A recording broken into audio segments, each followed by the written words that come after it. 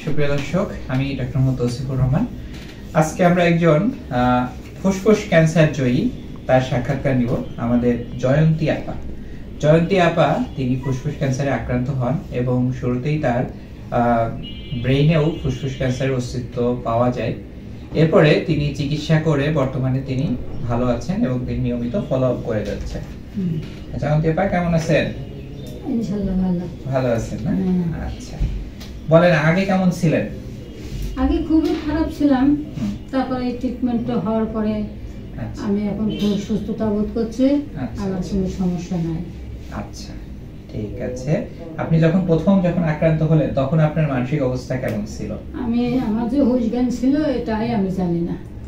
আচ্ছা, আমার যে কোনো হুঁশ জ্ঞান ছিল, আমি যে অসুস্থ হয়েছে এটাও আমার জানা ছিল না।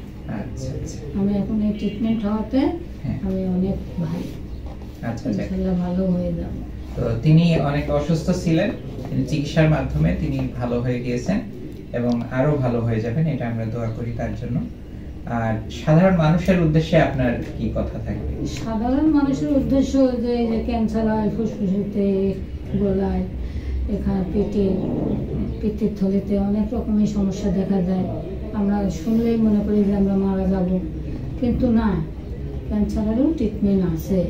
আপনারা ভয় পাবেন না, আপনারা সবাই সুন্দরভাবে ট্রিটমেন্ট হবেন। আপনারা ট্রিটমেন্টের একটা খুব সুন্দর ভালো হয়ে যাবেন, মৃত্যুর কোনো আশঙ্কা নাই।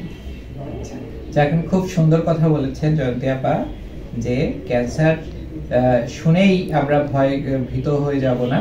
আমরা ক্যান্সারের চিকিৎসা করব, তাহলে ক্যান্সার থেকেও মুক্তি সম্ভব।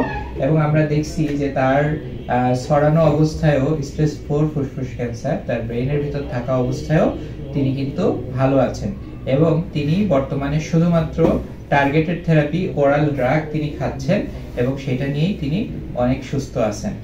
তো প্রিয় দর্শক, ক্যান্সার কোনো সোয়াচের রোগ নয়, ক্যান্সার কোনো অভিশাপ নয়। ক্যান্সার যোদ্ধারা আমাদের সম্পদ। ক্যান্সার চিকিৎসা দেশেই সম্ভব এবং ক্যান্সার নিরাময়যোগ্য একটি রোগ। আসুন আমরা নিজে সচেতন হই,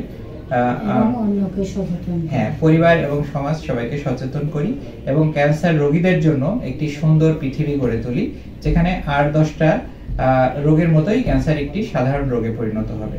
তো সবাই ভালো থাকবেন, সবাইকে অসংখ্য ধন্যবাদ। আসসালামু আলাইকুম।